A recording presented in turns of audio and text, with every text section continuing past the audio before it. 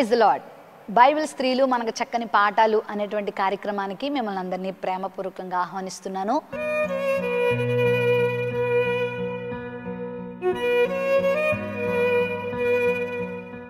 ఈ కార్యక్రమంలో మనకు పరిచయం చేయబడుతున్న స్త్రీ ఎవరంటే కొజ్బీ. ఈ మాట వినడానికి కొంచెం ఇబ్బందిగా, కొంచెం ఆశ్చర్యంగా ఉంది కదా. కానీ బైబిల్లో చెప్పబడింది కాబట్టి ఈమె గురించి ఏంటో మనం ఖచ్చితంగా తెలుసుకోవాలి. బైబిల్లో ఏ స్త్రీ గురించి కానీ, ఏ పురుషుడి గురించి కానీ, ఏ సన్నివేశం గురించి కానీ దేవుడు అర్ధరహితంగా వ్రాయించలేదు. వారి జీవితాలు మనకెంతో పాఠాన్ని నేర్పే విధంగా ఉన్నాయి కాబట్టే పరిశుద్ధాత్మ దేవుడు వారి జీవితాలు బైబిల్ గ్రంథంలో వ్రాయించాడు. ఈమె జీవితం ఎక్కడుంది, ఈమె పేరు ఎక్కడుంది అని ఆలోచిస్తున్నారా? అయితే సంఖ్యాకాండం 25వ అధ్యాయము 15వ వచనం మరియు 17వ వచనం కనుక చదివితే ఆమె పేరు మనకు అక్కడ కనబడుతుంది. ఈమె తాను చేసినటువంటి పాప ఫలితాన్ని యవ్వన కాలంలోనే అనుభవించింది. బహు ఘోరాతి ఘోరంగా అనుభవించింది. ఒక రోషం కలిగినటువంటి ప్రధాన యాజకుని యొక్క మనవడైన ఫినెహాసు చేతిలో ఈమె చంపబడింది. అతి క్రూరాతి క్రూరంగా, అతి భయంకరమైనటువంటి విధానంలో, అతి నీచాతి నీచమైన విధానంలో ఆమె జీవించడమే కాదు, అంతే నీచాతి నీచంగా, అంతే దయనీయంగా ఆమె మరణించింది. ప్రియ దేవుని బిడ్డలారా, ఒకవేళ దేవునికి తిరుగుబాటు చేస్తే, దేవుని సేవకులకు తిరుగుబాటు చేస్తే, దేవుని వాక్యానికి తిరుగుబాటు చేస్తే వారి జీవితాలు ఎలా ఉంటాయో ఈ కొజ్బీ జీవితం ద్వారా మనం నేర్చుకోవచ్చు. ప్రియులారా, ఇశ్రాయేలు ప్రజల్ని దేవుడు ఫరో చేతుల నుంచి విడిపించిన తర్వాత, ఎర్ర సముద్రాన్ని దాటిన తర్వాత వారు అరణ్యం ద్వారా ప్రయాణం చేస్తూ ఉన్నారు. సంఖ్యాకాండంలోకి వచ్చేసరికి వారు ఆయా జనాంగాల్ని దాటుకుంటూ వెళ్తూ ఉంటారు. అలా వెళ్తూ ఉన్న సందర్భంలో మోయాబీలు ఉన్నటువంటి ప్రాంతానికి వస్తారు. అయితే అప్పటికే అమోరీయుల మీద, చాలా రకాల జనాంగాల మీద యెహోవా దేవుడు ఇశ్రాయేలు ప్రజలకి అద్భుతమైన రీతిలో విజయాన్ని ఇవ్వడాన్ని మోయాబు రాజైన బాలాకు గమనించి ఏం చేశాడంటే, వీళ్ళని ఎదుర్కోవడం నా వల్ల కాదు, వీళ్ళు భూతలమంతా వ్యాపించిన సమూహం, వీరికి దేవుడు యెహోవా, అమ్మో వీరిని నేను ఎదుర్కోలేను, వీరిని దొంగ దారిలో ఏదో ఒక విధంగా వీరిని నేను ఓడించాలి, వీళ్ళని నేను డైరెక్ట్గా అటాక్ చేయలేను కానీ ఇండైరెక్ట్ వేలో వీళ్ళని నేను అటాక్ చేయాలి, వీళ్ళని జయించాలి, వీళ్ళని ఎలాగైనా తరిమేయాలి అని ఆశపడి బిలాము దగ్గరికి వెళ్తాడు. ఈ బిలాము అప్పటి వరకు మంచివాడే కానీ బాలాకు చూపించినటువంటి ధనానికి, లేకపోతే బాలాకు వేసిన అస్త్రానికి బిలాము లొంగిపోతాడు. ఏం అస్త్రం వేస్తాడో తెలుసా? సొమ్ము సంచి తీసుకుని వెళ్ళి, నీవు గనక ఇశ్రాయేలు ప్రజల్ని గనక శపిస్తే నేను నీకు ఇంత డబ్బు ఇస్తాను, నీకు నేను ఇంత వెండిస్తాను, నీకు ఇంత బంగారాన్ని ఇస్తానని బిలామును మోసగించడానికి ప్రయత్నం చేస్తాడు. అయితే ఆ మోసంలో బిలాము పడిపోతాడు. దేవుని కార్యాల కన్నా, దేవుని శక్తి కన్నా బిలాముకి డబ్బు, బంగారము ఇవి చాలా ఆసక్తిగా కనిపిస్తాయి. అందుకే యూదా పత్రికలో కూడా అన్నాడు, బిలాము నడిచిన మార్గంలో మీరు నడవద్దు. ఇదిగో అశాశ్వతమైన ఈ లోకంలో ఉన్న పాపభోగాల కోసం, కంటికి కనబడేటువంటి అశాశ్వతమైన సుఖాల కోసం శాశ్వతమైన రాజ్యాన్ని, నిత్యమైనటువంటి రాజ్యాన్ని మీరు పోగొట్టుకోవద్దని దేవుని వాక్యం సెలవిస్తా ఉంది. మోషే ఐగుప్తు పాపభోగం కంటే క్రీస్తు ప్రజల విషయమైన నింద గొప్ప భాగ్యం అని ఎంచుకున్నాడు. దేవుని ప్రజలతో శ్రమ అనుభవించడం మేలనుకొని ఆ పాపభోగాన్ని విడిచిపెట్టాడు. ఆ రాజరికాన్ని వదిలిపెట్టాడు, కిరీటాన్ని వదిలిపెట్టాడు, ఆ కిరీటంలో ఉన్నటువంటి భయంకరమైన సుఖాలని వదిలిపెట్టాడు. కొద్ది కాలమే శ్రమ పడితే చాలా కాలం నేను ప్రభుతో ఆనందిస్తాను, కొద్ది కాలం నేను సుఖపడితే చాలా కాలము, యుగ యుగాలు నరకాన్ని అనుభవించాలని ఆలోచించాడు. మంచి ముందు చూపు కలిగి ఉన్నాడు కాబట్టే మోషే దీవించబడ్డాడు. ఈ బిలాములో అది లేదు. తాత్కాలికమైనటువంటి సుఖాల కోసం, తాత్కాలికమైన సొమ్ముల కోసం ఆశపడి నిత్య జీవాన్ని పోగొట్టుకున్నాడు, ఆధిక్యతను పోగొట్టుకున్నాడు. ఆ యొక్క బాలాకు అడిగిన రీతిగా ఇశ్రాయేల్ని శపించడానికి బయలుదేరాడు. ఆ రోజుల్లో దేవుడు బిలాముకి ఎంత శక్తినిచ్చాడంటే, అతడు ఏది చెప్తే అది జరిగేది. అతడు ఒకవేళ శపిస్తే శపించబడేవారు, అతడు దీవిస్తే దీవించబడేవారు. అంత వాగ్బలము, అంత అభిషేకము దేవుడు బిలాముకి ఇస్తే, దేవుడు ఇచ్చినటువంటి కృపంతటిని కూడా కాలదన్నుకున్నాడు బిలాము. ఆ బాలాకు చెప్పిన రీతిగా ఇశ్రాయేలు ప్రజలను శపించడానికి వెళ్తే దేవుడు ఊరుకోలేదు. అతడి నోటిలో దేవుడు దీవెన వచనాలనే పెట్టాడు. ఇతడు శపించడానికి మొదలు పెట్టాడు కానీ బిలాముకి దేవుడు అవకాశాన్ని ఇవ్వలేదు. బిలాము ఆశీర్వదించడం మొదలు పెట్టాడు. బాలాకి కోపం వచ్చేస్తా ఉంది. అదేంటయ్యా, నిన్ను నేను శపించమని డబ్బులు ఇస్తే నువ్వు దీవిస్తావంటే ఏంటంటే, నేను శపించుదామనే మొదలు పెడుతున్నాను కానీ అదేంటో నాకు తెలియదు, నా నోటి నుండి దీవెనలు వస్తున్నాయి. అలా వారు ప్రయత్నం చేశారు కానీ వారి వల్ల కాలేదు. గాడిద చేత కూడా దేవుడు బిలాముకు బుద్ధి చెప్పిస్తాడు, అయినా బిలాముకు బుద్ధి రాదు. అప్పుడు బిలాము ఒక చెడ్డ సలహా ఇస్తాడు. అదేంటో తెలుసా? మీ దేశంలో ఉన్నటువంటి యవనురాండ్రైన స్త్రీలందరినీ ఇశ్రాయేల్ మధ్యలోనికి పంపించు, వారు వాళ్ళతో పాపం చేస్తారు, పాపము చేయిస్తారు, విగ్రహారాధన చేపిస్తారు, వ్యభిచార పాపం చేపిస్తారు. ఈ రెండు దేవుని దృష్టికి ఎంత మాత్రము నచ్చవు. ఖచ్చితంగా దేవుని కోపం ఇశ్రాయేలు మీదకి వస్తుంది. వారికి వారే చేస్తారు, వారి ప్రాణాలు వారే తీసుకుంటారు. ఇక నీ చేతులకి నా చేతులకి ఏ దుమ్ము అంటదు అని ఒక చెడ్డ సలహా ఒక ప్రవక్త ఇస్తాడు. ఏమండి, ప్రవక్తలైన వారు ఇలాంటి సలహాలు ఇవ్వచ్చా? దైవజనులైనటువంటి వారు ఇలాంటి సలహాలు ఇవ్వచ్చా? బిలాము ఆ తరువాత భయంకరంగా నాశనం అయిపోయాడు. ఎప్పుడైతే ఆ పని ఇంపుగా అనిపించిందో బాలాకు ఆ యవను రాండరందన స్త్రీలందరినీ ఇశ్రాయేలు సమాజంలోకి పంపించినప్పుడు ఇశ్రాయేలు ప్రజలకి కళ్ళు నెత్తి మీదకి వచ్చాయి. ఇశ్రాయేలు ప్రజలకి భయం లేకుండా బ్రతుకుతున్నారు. అరే, మా దేవుడు ఎంత గొప్ప దేవుడు, మా దేవుడు మమ్మల్ని ఎన్ని అద్భుత కార్యాలు చేసి ఈ అరణ్యంలో నడిపిస్తా ఉన్నాడు, మా దేవునికి అవినీతి నచ్చదు, మా దేవునికి అపరిశుద్ధత నచ్చదు, మా దేవుడు చెప్పినట్టుగా మేము ఉండాలి కదా అన్న ఇంగిత జ్ఞానం కూడా లేకుండా ఆ మోయాబు స్త్రీలతో పాపం చేయడం ప్రారంభించారు. మీరు సంఖ్యాకాండం 25వ అధ్యాయం కనుక చదివితే చాలా స్పష్టంగా అక్కడ ఉంటుంది, దేవుని కోపము రగులుకుంటది. దేవుని కోపం ఊరకనే రగులుకోదండి.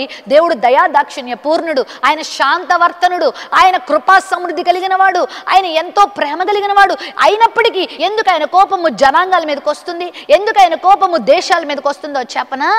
ఆయనకు అవిధేయమైన కార్యాలు ఎక్కడ జరుగుతాయో ఆయన కోపం అక్కడ ఉంటుందనే విషయాన్ని మీరు ఖచ్చితంగా జ్ఞాపకం చేసుకోవాలి.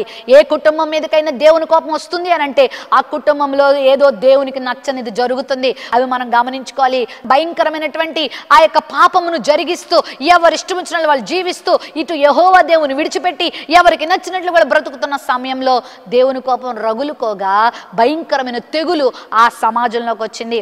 ఇశ్రాయేలు ప్రజలు 24,000 మంది చచ్చిపోయారండి ఆ తెగులుతో. అలాంటి సమయంలో ఇశ్రాయేలు సమాజంలోనికి ఎంటర్ అయింది ఈ కొజ్బి అనేటువంటి స్త్రీ. జిమ్రి అనేటువంటి యవనస్తుడు. ఇతడు ఎవరంటే ఇశ్రాయేలు గోత్రంలో ఒకటైన షిమ్యోను గోత్రానికి అధిపతి అయినటువంటి సాలు అనేటువంటి ఒక ఆయన యొక్క కుమారుడు ఈ యొక్క జిమ్రి. ఒక అధిపతి కుమారుడు మరి విచ్చలవిడి జీవితానికి అలవాటు పడి ఈ యొక్క యవనస్తురాల్ని తీసుకొని సమాజంలోనికి ప్రవేశిస్తాడు.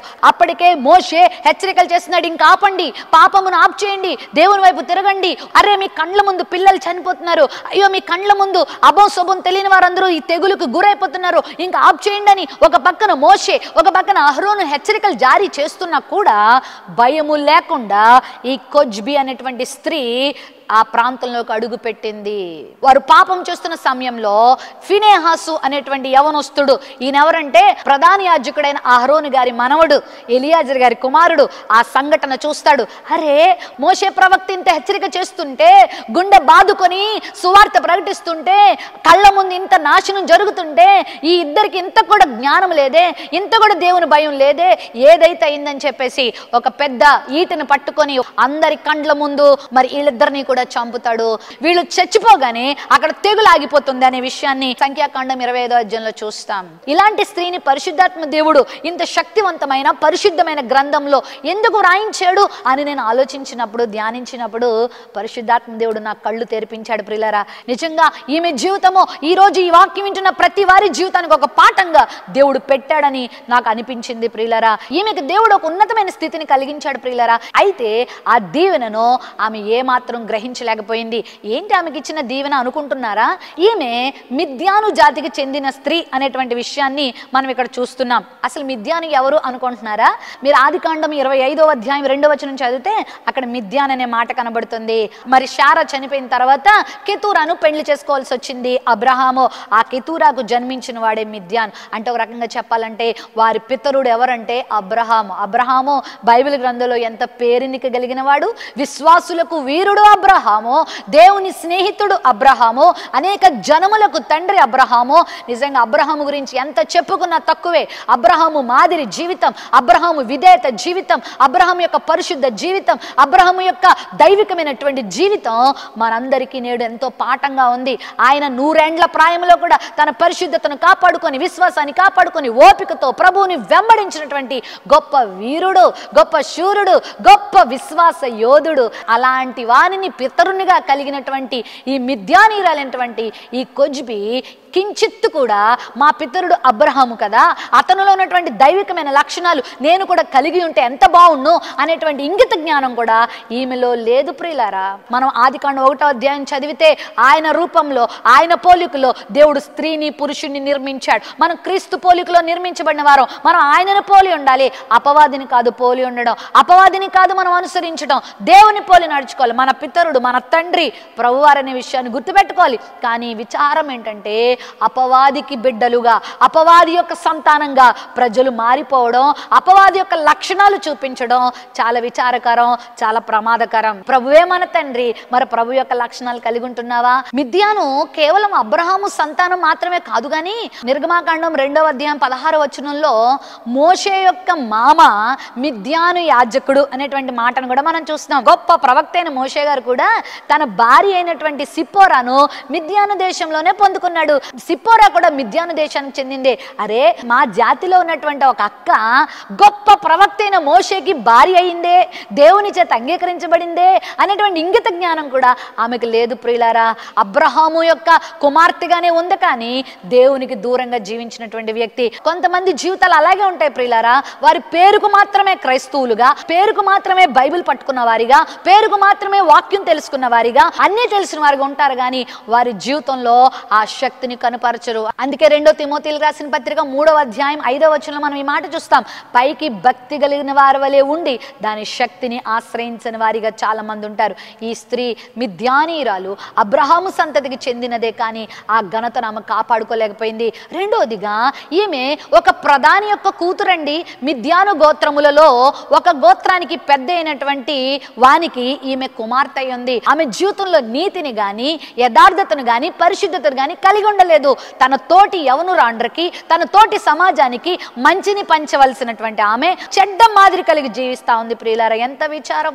ఈరోజు చాలా మంది అధికారుల భార్యలు, చాలా మంది దైవ సేవకుల యొక్క భార్యలు, చాలా మంది దైవజనుల యొక్క కూతుర్లు కూడా ఇలాంటి దుస్థితిలోనే ఉన్నారని చెప్పడానికి నేను చాలా విచారపడుతున్నాను. కొంతమంది ప్రజలకు నిన్ను దేవుడు మాదిరిగా పెట్టాడేమో, ఒక దైవజనురాలుగా నిన్ను చేశాడేమో, ఒక దైవజనునికి భారీగా నిన్ను దేవుడు చేశాడేమో, ఒక దైవజనునికి కుమార్తెగా దేవుడు నిన్ను చేశాడేమో. మరి నువ్వు మాదిరి కలిగి ఉన్నావా? నీవు కలిగే మాదిరే నిన్నే కాదు నీ వెనకాల ఉన్న వారిని కూడా ప్రభావితం చేస్తుంది. అందుకే చాలా జాగ్రత్త.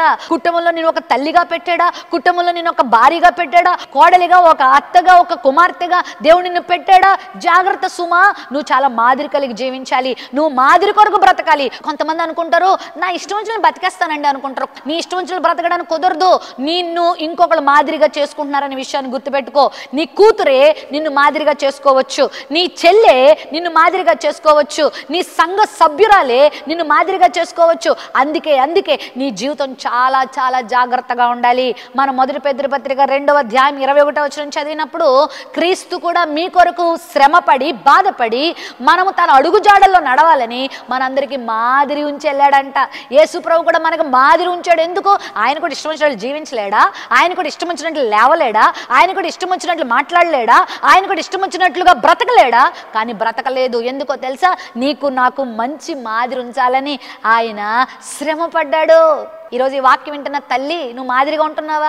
నువ్వు 7 గంటలకు లేగిస్తే నీ పిల్లలు 8 గంటలకు లేగుస్తారు. నువ్వు టీవీల్లో సీరియల్స్ చూస్తే వాళ్ళు భయంకరమైన అశ్లీలమైన దృశ్యాలు చూస్తారు. నువ్వు చిన్న చిన్న అబద్ధాలు ఆడితే వాళ్ళు పెద్ద పెద్ద అబద్ధాలు ఆడతారు. నువ్వు చిన్న చిన్న దొంగ పనులు చేస్తే వారు పెద్ద బందిపోట్లు దొంగలు అయిపోతారు. ప్రతి జీవితం మరొక జీవితానికి మాదిరే. మీకు తెలుసా?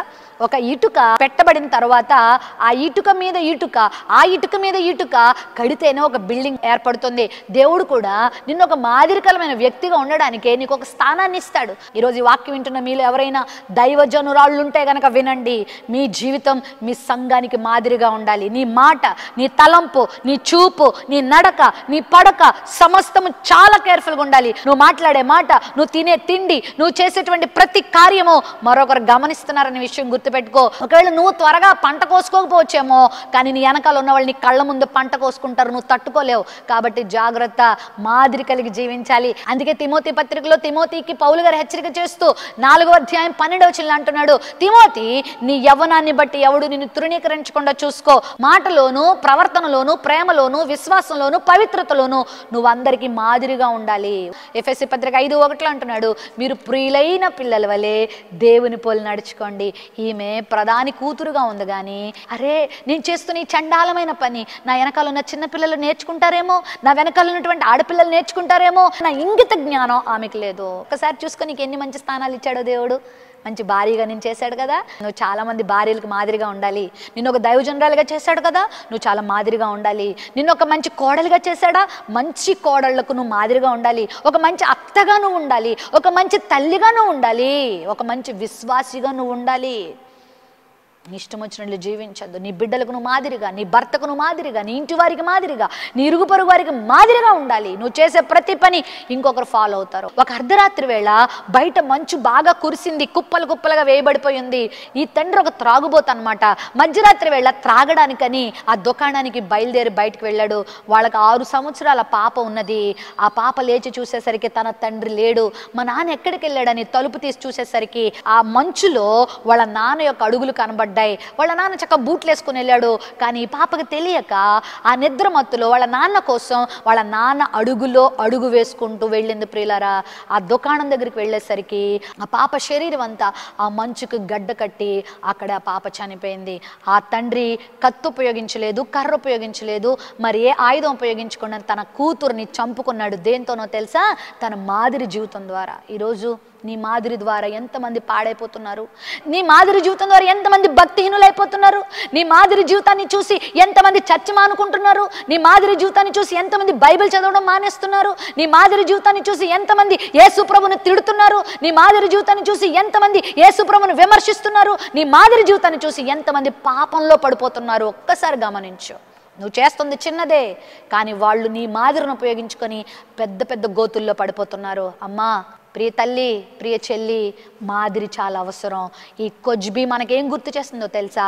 మాదిరి లేని జీవితాన్ని గుర్తు చేస్తూ ఉంది, చెడ్డ మాదిరిని మనకు గుర్తు చేస్తూ ఉంది. మూడవదిగా ఈ కొజ్బి అనేటువంటి మాటకు అర్థం ఏంటంటే మోసగత్తే అని అర్థం. మనం అదే సంఖ్యాకాండం 25వ అధ్యాయం 16-17 వచనాలు చదివినప్పుడు ప్రభువారు మోషేతో చెప్తారు, ఈ మిద్యానీయులు సరైనోళ్ళు కాదు, ఈ మిద్యానీయులు మోసగాళ్ళు, ఈ కొజ్బిని ఉపయోగించుకొని మిమ్మల్ని మోసం చేశారు అనేటువంటి మాటను అక్కడ ప్రభువారు గుర్తు చేస్తారు. కొజ్బి అనేటువంటి మాటకు మోసగత్తె అని అర్థం. నిజమే, మోసముతో ఆ యొక్క గుంపులోనికి ప్రవేశించింది. మరి బిలాం ఇచ్చినటువంటి చెడ్డ సలహా ద్వారా మిద్యానీయులు, మోయాబీలు కలిసి ఈ స్త్రీలను వాళ్ళు పంపించారు. ఈమెకు ముందుగానే హెచ్చరిక చేశారు, నువ్వు వెళ్ళి వాళ్ళందరినీ చెడగొట్టాలి, వాళ్ళందరినీ మోసగించాలి. వీడు సర్వలోకమును మోసపుచ్చువాడై ఉన్నాడు, వీడి పేరే అపవాది మరియు సాతాను అని 12:9 ప్రకటన గ్రంథంలో మనం చూస్తాం. అవును ప్రియులారా, వీడు మోసగాడు. ఆదికాండం 2వ అధ్యాయంలో అవ్వమ్మ గారిని మోసం చేశాడు కదా, ఇది నిజమా అనేటువంటి క్వశ్చన్ వేసి ఆ రోజు ఆమెను మోసం చేసి శాపగ్రస్తురాలుగా మార్చేశాడు. ఆమె ద్వారా ప్రపంచమంతా శాపగ్రస్తంగా మారిపోయేలాగా ప్లాన్ చేశాడు వాడు మోసగాడు. నువ్వు ఈరోజు ఏ మోసంలో చిక్కుకుంటున్నావు? మోసగత్తెగా బ్రతుకుతున్నావా? అపవాది మోసకరమైన వాడు పాపం అనే మోసంలో చిక్కవద్దు. ఈరోజు పాపము మనుషులను ఎలా ఆకర్షిస్తుందో తెలుసా? పైకి మృదువైందిగా, పైకి తీయనైందిగా పాపం కనబడుతుంది, కానీ దాని వెనకాల భయంకరమైన విషయాన్ని కలిగి ఉందని విషయాన్ని మీరు మర్చిపోవద్దు. ఈగలకి ఒక రకమైన మందు వేస్తారు చంపడానికి, పైకి పంచదార గుళికల్లాగా ఉంటాయి, పైకి తీపిని పాముతారు, లోపల విషాన్ని పెడతారు. ఆ ఈగలు దాని మీద వాలి అది ఆస్వాదిస్తూ ఉండంగా ఆ విషయం లోపలికి వెళ్ళి చచ్చిపోతాయి. పాపం కూడా అంతే. మరి గతంలో నేను అందించినటువంటి ఒక వర్తమానాన్ని చూసి మరొక స్త్రీ ఏడ్చుకుంటూ ఫోన్ చేసి ఇలా చెప్పింది, అమ్మ నేను ఒక భయంకరమైన పాపాన్ని చేస్తున్నాను, అశ్లీలమైన దృశ్యాలు నేను ఫోన్లో చూస్తూ ఉంటాను, ఎప్పుడైతే ఈ వాక్యాన్ని విన్నానో నా జీవితాన్ని మార్చుకున్నానో, నన్ను ప్రభు క్షమిస్తాడా, నా పాపాన్ని దేవుడు క్షమిస్తాడా అని ఆమె బోర్ని ఏడుస్తుందండి. నేను అన్నాను, పశ్చాత్తాపడేవారిని దేవుడు క్షమిస్తాడు, దేవుని కొరకు ఎక్కడి నుంచి నమ్మకంగా జీవించు, దేవుడు నిన్ను దీవిస్తాడని చెప్పాను. అవును ప్రియులారా, ఒకవేళ నీ కళ్ళు నిన్ను మోసం చేస్తున్నాయేమో, నీ ఒళ్ళు నిన్ను మోసం చేస్తుందేమో, నీ శరీరము నీ మాటలు నిన్ను మోసం చేస్తున్నాయేమో, ఆ మోసయుక్తమైన పాపల నుంచి బయటకు వస్తావా? నీ శరీర కార్యముల నుంచి బయటకు వస్తావా? 5:19 గల్తీ పత్రిక మనం చదివినప్పుడు మనల్ని మోసగించే శరీర కార్యాలు మన శరీరంలోనే ఉన్నాయి. అదేంటో తెలుసా?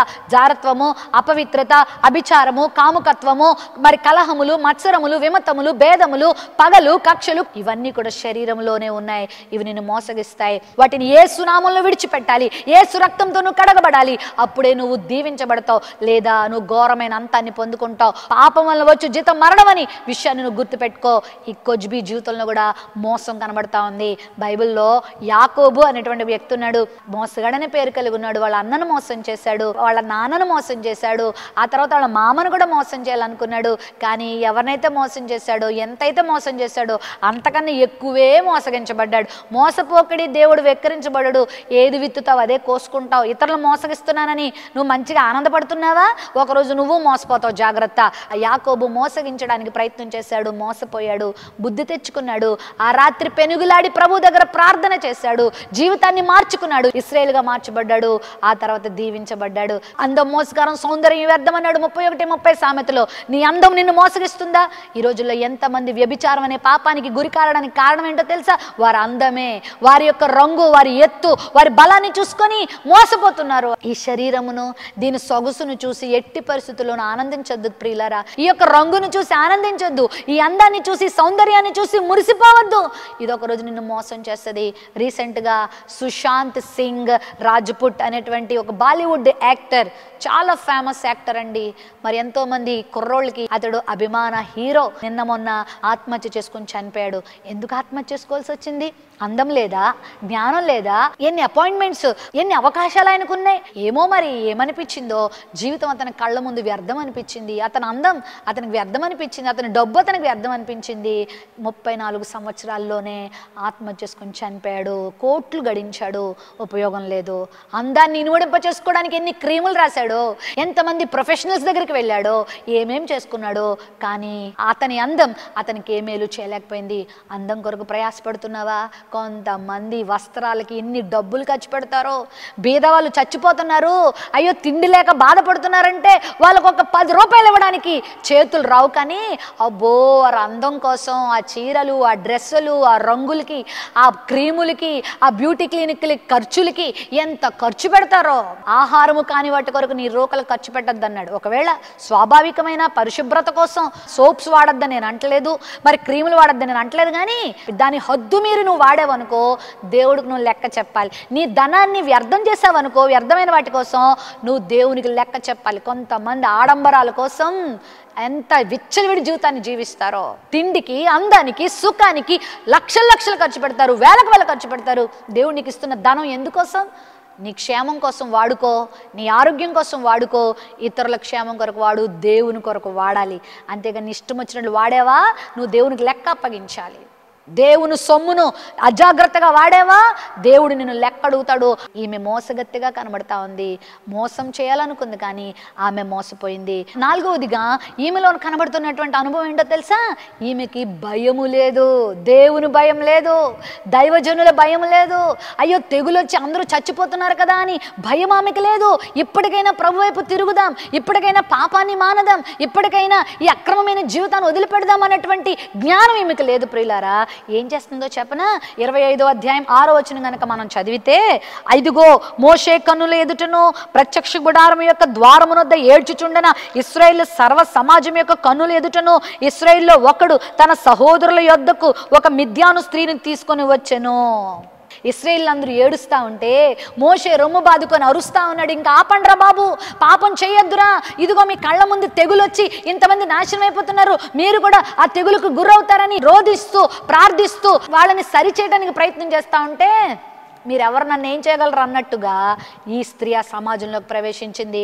ఆ జిమ్రీని ఆధారంగా చేసుకొని, షిమ్యోనీలకు అధిపతి అయినటువంటి వాని కొడుకుని నమ్ముకొని, నేను కూడా ఒక అధిపతి కూతురునే కదా, ఎవరు నన్ను ఏమంటారు, నా ఇష్టమంతుడు జరుగుస్తానని చెప్పి భయము లేకుండా తిరుగుబాటు స్వభావంతో ఆ సమాజంలోకి పరిగెత్తుకొని వచ్చింది. కొంతమంది పాపం చేయడానికి సిగ్గుపడరు, నిర్లజ్జగా చేస్తారు. చాలా మంది ఎవడేమంటాడు, నన్ను భార్యలు అడుగుతారు, ఎందుకండి ఇలాంటివి చేస్తున్నారంటే, ఎక్కువ మాట్లాడకు, నా ఇష్టం చేస్తాను. కొంతమంది భర్తలు చెప్తారు, చెప్తారు, మా కళ్ళ ముందే నా భార్య ఇలా చేస్తుంది, నా కళ్ళ ముందే నా భర్త ఇలా చేస్తున్నాడు, మా కళ్ళ ముందే మా పిల్లలు ఇలా చేస్తున్నారు, మా కళ్ళ ముందే మా తల్లిదండ్రులు ఇలా చేస్తున్నారు. ఎవ్వరికి భయపడట్లేదా?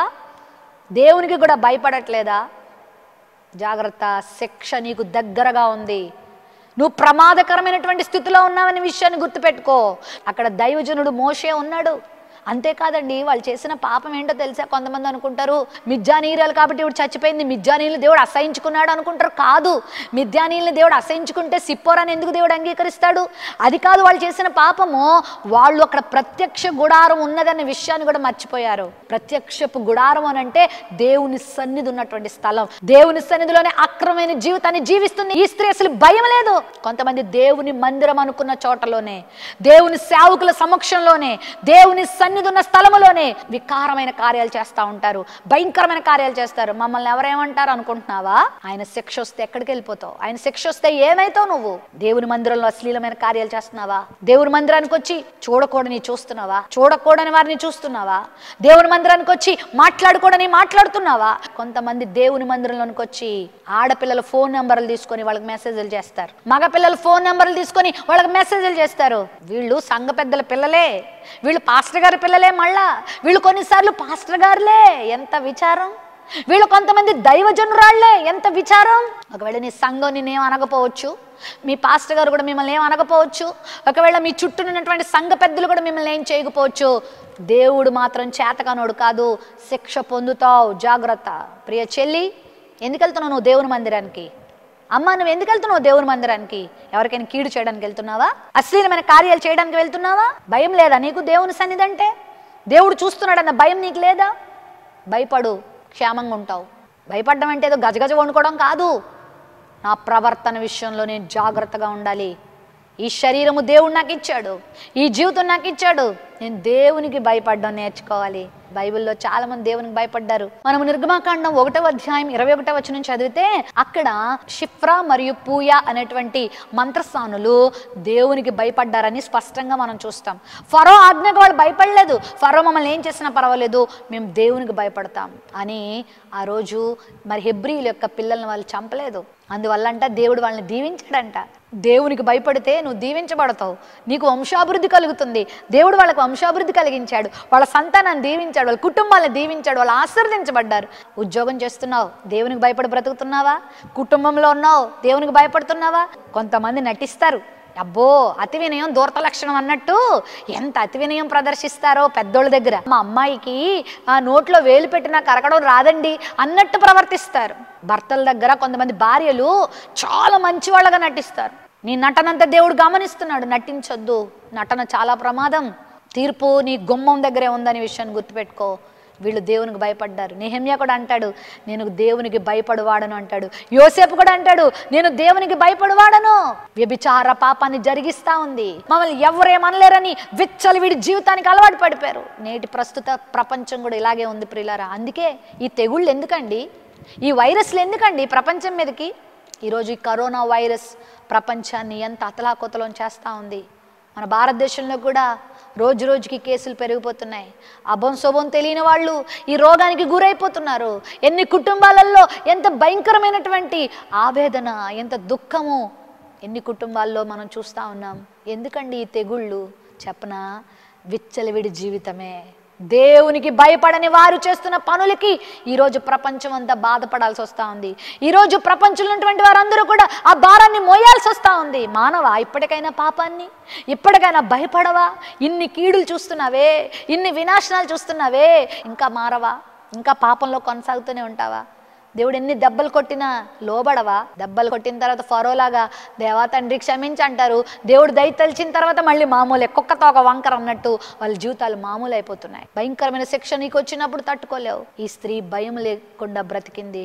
అక్కడ మోషే అనే దైవజనుడు ఉన్నాడు. అరే, మోషే గారు ప్రవక్త, ఆయన గొప్ప దైవజనుడు, ఆయనకి లోబడాలనే ఇంగిత జ్ఞానం కూడా లేదు. మోషే మీద తిరుగుబాటు చేస్తూ ఉంది. నేను అనుకుంటున్నాను వాళ్ళిద్దరు అలా వెళ్తున్నప్పుడు మోషే గద్దించి ఉండొచ్చు, ఏ అమ్మాయి ఎవరు నువ్వు, ఎందుకు వస్తున్నావు, అబ్బాయి నీవేంటి, నీ కథ ఏంటి అని ఆ రోజు గద్దించి ఉండొచ్చు, కానీ ఆ గద్దింపుకు వారు లోబడలేదు. కోరహు కూడా మోషే మీద తిరుగుబాటు చేశాడు. ఏమయ్యాడో తెలుసు కదా మీ అందరికీ. భూమి నెరవిడిచి కోరహును అతని టీం అందరినీ కూడా మింగివేసింది. ప్రియులారా, దేవుని సేవకుల గద్దింపులకు లోబడు. ఒకవేళ ప్రేమతో నీ పెద్దవాళ్ళు ఎవరైనా గద్దిస్తున్నారా, నీ క్షేమాన్ని కోరి నీకంటే పెద్ద వయసు ఉన్నవారు కానీ నీ దైవజనులు కానీ నీకు గద్దింపులు ఇస్తున్నప్పుడు లోబడడం నీకు ఎంతైనా మంచిది. నాతాను ప్రవక్త దావీదు దగ్గరికి వచ్చి ఆ మనుషుడు నీవే అనగానే సింహాసనం నుండి దిగాడు, సాగిలపడ్డాడు, ప్రభు దగ్గర క్షమాపణ కోరుకున్నాడు. 51వ కీర్తన రాశాడు. అతని యొక్క కన్నీళ్ల చేత అతని పడక కొట్టుకుపోయేంతగా ఏడ్చాడు, పశ్చాత్తాపడ్డాడు. అందుకే మళ్ళా కనికరించబడ్డాడు. గద్దింపులు నీకు దేవుడు ఇస్తున్నప్పుడు లోబడమ్మా. అమ్మ నువ్వు సరిగా లేవని ఎవరైనా చెప్తుంటే కోపగించుకోవద్దు. నీ తల్లి నిన్ను హెచ్చరిస్తుంటే దయచేసి కోపగించుకోవద్దు. కొంతమంది పగ పెంచుకుంటారు, కక్ష పెంచుకుంటారు. అయితే మోషే గద్దింపుకు లోబడలేదు. ఇక్కడ దేవుని సన్నిధి, దేవుని అగ్ని ఉంది. అసలు ప్రత్యక్ష గుడారము మీదకి దేవుని మహిమ వచ్చినప్పుడు ఇశ్రాయేలు ప్రజలు చాలా దూరంగా నిలబడేవారు. మోషే కూడా చాలా జాగ్రత్తగా, చాలా పవిత్రతతో ఆ ప్రదేశానికి వెళ్ళేవాడు. మనుషుల ముందు నువ్వు ఎలా ప్రవర్తిస్తావో నాకు అనవసరం, కానీ దేవుడు ఉన్నాడనే విషయాన్ని గమనించి భూమి మీద బతకండి. ఆదికాండం 6వ అధ్యాయంలో దేవుని దృష్టిలో ప్రజలందరూ పాడైపోయినప్పుడు దేవుని ఉగ్రత వారి మీదకి రాలేదా? 40 రాత్రింబగళ్ళు జలప్రళయాన్ని చూడలేదా? ఒక చిన్న కంటికి కనబడని కరోనా వైరస్ వస్తేనే మనం గిజగిజలాడిపోతున్నామే. దేవుని కోపం 100% వస్తే ఇంక ఈ భూమి ఎందుకు పనికిరాదు. ఈ భూమి మీద ఉన్న మనుషులు మాడి మసైపోతాం. దేవుడు తన కనికరాన్ని ఇంకా చూపిస్తున్నాడు. నా ప్రేమ, నా దయ, నా జాలి, నా యొక్క వాత్సల్యాన్ని ప్రజలు గ్రహించట్లేదని ఆయన బాధపడుతూ ఉన్నాడు. ఆ టైంలో ఫినెహాసు లేచాడు. ప్రియులారా, రోషం కలిగిన యవనస్తులు రావాలి, రోషం కలిగినటువంటి బిడ్డలు లేవాలి. ఫినెహాసు లేచి ఆ కొజ్బీని చంపిన తరువాత తెగులాగిపోయింది. నీ జీవితంలో నా పాపం ఏంటో చంపే. ఏ పాపము నీకు తెగులు తీసుకొచ్చిందో గమనిస్తున్నావా? ఏ పాపం ఈరోజు ప్రపంచాన్ని నాశనం చేస్తుందో గమనించు. నీ అవిధేయతనేమో, నీ అహంకారమేనేమో, నీ తిరుగుబాటు స్వభావమేనేమో. దేవుడు నీకు ఉన్నతమైన ఆధిక్యత ఇస్తే మర్చిపోయావేమో, కళ్ళు మూసుకుపోయావేమో, ఇష్టం వచ్చినట్టు బ్రతుకుతున్నావేమో. ఈరోజు క్షమించమని అడిగితే దేవుడు నిన్ను క్షమిస్తాడు. చిట్ట చివరిగా కొజ్బీ మనకేం గుర్తు చేస్తుందో తెలుసా? ఒక వినాశనానికి తన్ను తాను సమర్పించుకున్న స్త్రీగా కనబడుతుంది. ఒక సమాజానికి కీడు చేయడానికి తన్ను తాను అర్పించుకున్నట్లుగా మనం చూస్తున్నాం. ప్రియులారా, ఆ మిద్యానీయులు, మోయాబీలు ఏకమై ఈ యొక్క ఇశ్రాయేల్ని ఏ విధంగా అంతమొందించామన్న ప్రయత్నంలో ఎన్నెన్నో ప్రయత్నాలు చేశారు, విఫలమైపోయారు. కానీ ఈ కొజ్బీ అనేటువంటి స్త్రీని కూడా వాళ్ళు వాడుకున్నారు. హే నువ్వు వెళ్ళు వెళ్ళు, వాళ్ళ సమాజాన్ని పాడు చేయి, నీకు ఇంత ఇస్తాం, నీకు అంత ఇస్తామని ఆమెను ప్రేరేపించేసరికి ఆమె బయలుదేరింది. ఇశ్రాయేలీలు దేవుని కోపాన్ని అనుభవించేలా చేయాలన్న ఇంటెన్షన్తో ఆ ప్రాంతంలో అడుగు పెట్టింది. దెలీలా అనే స్త్రీ కూడా మనం చూస్తాం. సంసోను జీవితానికి కీడుకరంగా ఉంది. సంసోన్తో స్నేహం చేసింది, సంసోను యొక్క ప్రేమను పొందుకుంది, అన్ని అనుభవించి చివరికి సంసోనునే ఫిలిష్తీయులకి అప్పగించింది. ఎంత దారుణం! ఎంతమంది స్త్రీలు ఈరోజు కుటుంబాలకి కీడుకరంగా ఉన్నారు. కుటుంబాలకు మేలు చేయవలసిన వారు, సమాజానికి మేలు చేయవలసిన వారు, సంఘాలకు మేలు చేయవలసిన వారు సంఘాలకు ద్రోహం చేస్తున్నారు, కుటుంబాలకు ద్రోహం చేస్తున్నారు. అయ్యో, ఒకవేళ నువ్వు కావాలని చేయట్లేదేమో, కానీ నీ ప్రవర్తన, నీ మాటలు, నీ జీవితం అనేక కుటుంబాలకు, సమాజానికి కీడుకరంగా ఉందేమో. రాజీవ్ గాంధీ గారిని ఒక ఆమె చంపేసింది. ఎలాగో తెలుసా? తను తాను చంపుకుంటూ ఆయన చంపేసింది. మరి ఎన్నికల ప్రచారంలో ఆయన ఉన్నప్పుడు అదును చూసుకొని లోపలికి ప్రవేశించింది. ఆ నడానికి బాంబు పెట్టుకొని, అలాంటి వాళ్ళు మానవ బాంబులు అంటారు, సూసైడ్ బాంబర్ అంటారు. ఆమె లోపలికి ప్రవేశించి ఆయనకి దండ వేస్తున్నట్లుగా చేసి ఆయనను చంపేసింది. ఎంత మంచి వ్యక్తిని, భారతదేశానికి ప్రధానిగా ఉన్న ఒక శ్రేష్టమైన వ్యక్తిని మట్టు పట్టడానికి ఆమె ఉపయోగపడింది. ఆమెతో పాటు మరి కొంతమంది అంతే, మంచితనానికి ముందుకు రారు, మేలు చేయడానికి ముందుకు రారు, మేలు చేయడానికి సత్కార్యాలకి వెనకకు వెళ్తారు, చెడ్డ కార్యాలు చేయడానికి ముందుకు వస్తారు. అనేక కుటుంబాలను నాశనం చేస్తారు, అనేక మంది భార్యాభర్తల మధ్యలో చిచ్చులు పెడతారు, అనేక మంది కుటుంబాలలో వినాశనాన్ని కలిగిస్తారు. అలాంటి స్త్రీగా నువ్వు ఉన్నావా? తక్షణమే కీడు అనుభవించింది ఆ రోజు ఆమె. అమ్మలారా, తెలిసి ఎవ్వరికి కీడు చేయొద్దు, ఎవ్వరికి కీడు చేయొద్దు. సాధ్యమైతే మేలు చేయి. బైబిల్లో చాలామంది స్త్రీలు మేలు కొరకు తమ జీవితాలు సమర్పించుకున్నారు. అదంతా ఎందుకు? మన ప్రభువారు తన్ను తాను సమర్పించుకున్నాడు మనందరి మేలు కోసం, మనందరి రక్షణ కోసం, మనందరి క్షేమం కోసం తన్ను తాను అర్పణగాను బలిగాను అర్పించుకున్నాడని ఎఫెసీయులు 5:2 చూస్తాం. నీ పాత్ర కూడా అలాగే ఉండాలి. నువ్వేమైనా పర్వాలేదు, ఇతరులకు మేలు కలిగితే చాలు. నువ్వేమైనా పర్వాలేదు, నీ కుటుంబం బాగుపడితే చాలు. ఆ ఆశ నీలో ఉందా? న్యూస్ పేపర్లో ఒక స్త్రీ గురించి నేను చదివాను. ఒక విచార పాపానికి చిక్కుకుంది. ఈరోజు ఈ స్మార్ట్ ఫోన్ల వల్ల చాలామంది స్త్రీలు పాడైపోతున్నారు, చాలామంది యవనులందరూ పాడైపోతున్నారు.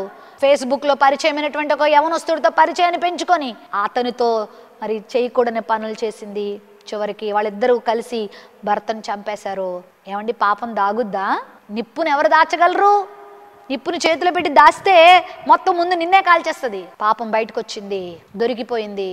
నేను కాదని బొంకింది. పోలీసులు ఇంట్రాగేషన్లో తేలిపోయింది. ఇద్దరిని చితక్కొట్టి జైల్లో వేశారు. ఆ పిల్లలు ఇప్పుడు అనాథలైపోయారు. అత్తింటి వారికి పుట్టింటి వారి యొక్క పరువును తీసేసి వారు తలెత్తుకోకుండా చేసింది. చిన్నారి పిల్లలు ఈరోజు అమ్మ లేక నాన్న లేక అనాథలుగా అయిపోయారు. ఎంత విచారకరమైన విషయం. చేతులు జోడించి చెప్తున్నాను ప్రియులారా, పాపానికి దూరంగా ఉండండి. చిలిపి చేష్టలు చేయకండి. కీడుకు మీ జీవితాలు అప్పగించుకోకండి. ఆట బొమ్మ కాదు జీవితం, అంటే ఆట కాదు. జీవితం చాలా విలువైంది. నువ్వు చేసే ప్రతి చిన్న కార్యం కూడా చాలా పెద్ద పెద్ద ఫలితాలు ఇస్తుంది. కాబట్టి నీ జీవితాన్ని దేనికి సమర్పించుకోవాలో తెలుసా? నీతి కొరకు సమర్పించుకో, మంచి కొరకు సమర్పించుకో. అసలు ఈ మిద్యాను జాతి కంటే ఆసినతు చాలా దూరస్తురాలు దేవునికి, ఐగుప్తీయులు వాళ్ళు. కానీ ఆసినతు యోసేపు భారీగా ఎంత ఫలించింది. జీవితాన్ని మార్చుకొని పాపాన్ని విడిచిపెట్టి యోసేపు భారీగా దేవుని కృపను పొందుకుంది. రూతు మోయాబు దేశస్తురాలు. అసలు మోయాబు దేశం అంటే దేవుని దృష్టికి శాపగ్రస్తులు. అలాంటి శాపగ్రస్తమైన జనాంగం నుంచి వచ్చి దేవుని కృపను పొందుకొని దేవుని వంశావళిలోకి వెళ్ళింది. మీకు తెలుసా? రూతు రాహాబు అమ్మోనీరాలు. అమ్మోనీయులు కూడా దేవుని దృష్టిలో శాపగ్రస్తులే. అమ్మోనీయ జాతికి చెందిన రాహాబు కూడా ఫలించి క్రీస్తు వంశావళిలో గొప్ప స్థానాన్ని సంపాదించుకుందే.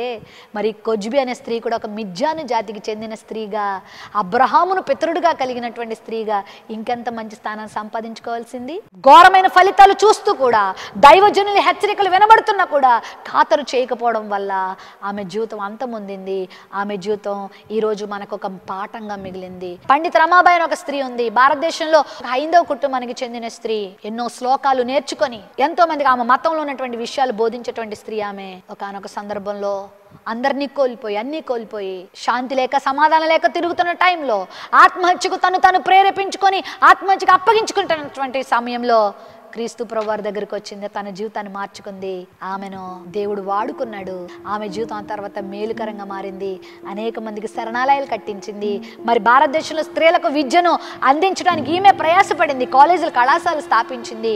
పూణే అనేటువంటి ప్రాంతంలో అనేక శరణాలయాలు, ఆశ్రమాలు కట్టించి అనేక మంది వేశ్యలను ప్రభు దగ్గర తీసుకొచ్చింది. అనేక మంది విధవరాండును ప్రభు దగ్గర తీసుకొచ్చింది. అనేక మందికి ఆదరణ చూపించింది. కుటీర పరిశ్రమలు ఏర్పరిచి వాళ్ళకి జీవన వృత్తులు నేర్పించి వారిని భౌతికంగాను ఆధ్యాత్మికంగాను వారిని ఉపయోగపడే వారిగా తీర్చిదిద్దింది. క్రీస్తు ప్రేమను వారికి ప్రకటించింది. అలా తమ జీవితాలు అనేకులకు ఆశీర్వాదకరంగా మార్చుకున్న వాళ్ళు చాలామంది ఉన్నారు. మరి నీ జీవితం కూడా ఆశీర్వాదకరంగా మార్చుకుంటావా? నువ్వు కీడుకు అప్పగించుకుంటావా? నేను బాగుండాలి, 10 మందిని బాగు చేయాలి. అలాంటి కోరిక ఎవరిలో చూస్తాడో అలాంటి వారిని దీవించడానికి పరమ తండ్రి ఎప్పుడు సిద్ధంగా ఉంటాడు. ఈరోజు నీకు ఆ కోరిక ఉందా? ఇప్పుడైనా, ఈ వర్తమానం విన్న టైంలోనైనా ఏ మోకాళ్ళే నీ జీవితాన్ని సమర్పించుకో. నీ పాపాలన్నీ ప్రభు దగ్గర ఒప్పుకో. నువ్వు ఎన్ని పాపాలు చేసావో నువ్వేం బాధపడొద్దు. ఒక్కసారి రా ప్రభు దగ్గరికి. అన్నీ మర్చిపోతాడు ఆయన. ఇక నుంచి నిన్ను నూతనమైన వెలుగుగా మారుస్తాడు. ఇక నుంచి నీ జీవితం ఫలవంతంగా ఉంటుంది. నీ జీవితాన్ని దేవుడు వాడుకుంటాడు. తలలు వంచండి, ప్రార్థన చేస్తాను. ప్రేమ నమ్మకం కలిగిన మా తండ్రి, వందనాలు. ఈ కొజ్బి జీవితాన్ని మా ముందు పెట్టావు. పరిశుద్ధత కొరకు, సువార్త కొరకు, నీ రాజ్య స్థాపన కొరకు మా జీవితాలు సమర్పించుకునే వారంగా చేయగాని కీడు కొరకు, వినాశనాల కొరకు మా జీవితాలు వాడబడొద్దు ప్రభువా. అటు ధన్యత ఈరోజు వాక్యం విన్న ప్రతి ఒక్కరికి మీరు దయచేయమని యేసు నామములో ప్రార్థిస్తున్నాను తండ్రి. ఆమేన్.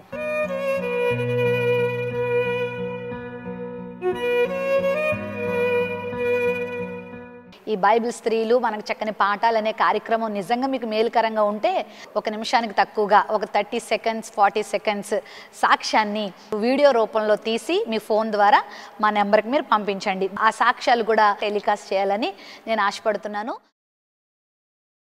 క్విజ్కి మీరందరూ సిద్ధంగా ఉన్నారా? అయితే రాసుకోండి. మొదటి ప్రశ్న, కొజ్బి అనేటువంటి పేరుకు అర్థం ఏమిటి? కొజ్బి అనేటువంటి పేరుకు అర్థం ఏమిటి? రెండో ప్రశ్న, ఈమె గురించి బైబిల్లో ఎక్కడ వ్రాయబడింది? ఈమె గురించి బైబిల్లో ఎక్కడ వ్రాయబడింది? మూడో ప్రశ్న, ఈమె ఏ జాతికి చెందిన స్త్రీ? ఈమె ఏ జాతికి చెందిన స్త్రీ? నాలుగో ప్రశ్న, ఈమె జీవితం ద్వారా నువ్వు నేర్చుకున్న పాఠం ఏమిటి? ఈమె జీవితం ద్వారా నువ్వు నేర్చుకున్న పాఠాలు ఏమిటి? ఈ ప్రశ్నలకు మీరు జవాబులు వ్రాసి ఈ స్క్రీన్ మీద చూపిస్తున్నటువంటి నీ నెంబర్కు వాట్సాప్ మెసేజ్ చేయండి. మీలో చాలామంది చాలా దూరదేశాల వారు కూడా ఈ ప్రశ్నలకు జవాబులు పంపిస్తున్నారు. ఖచ్చితంగా దేవుడు మిమ్మల్ని దీవిస్తాడు. వీళ్ళ జీవితాలను మీరు ధ్యానం చేయండి. ఈ వర్తమానాన్ని ఇంకా అనేకులకి షేర్ చేయండి. దేవుడు మిమ్మల్ని అందరినీ దీవించును గాక.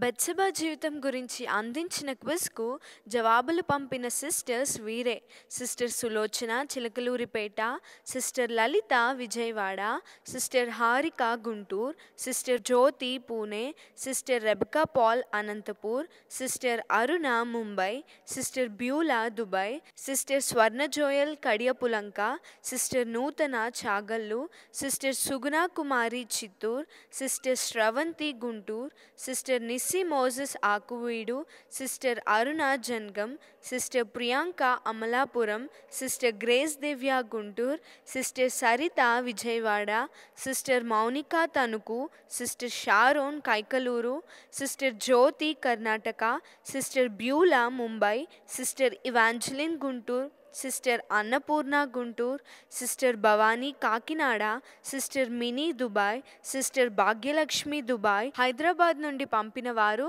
Sister Swaroopa, sister Roopa, sister Vijaya, sister Mani, sister Smiley, sister Gracie, sister Kumari, sister Ratna, sister Subhashini, sister Rebecca, sister Aruna, sister Karuna, sister Sridevi, sister Nissi, sister Marina David, sister Shyamala Prasad, sister Parvathi, sister Monica Johnson, sister Devika, sister Keziah, sister Priscilla, sister Priyadarshini, sister Santosha, sister Pushpalatha, sister రాణి, sister Anitha Bhushanam, sister Sabira, sister Lohitha, sister Pavithra, sister Joycee, sister Sarada Bhadrachalam.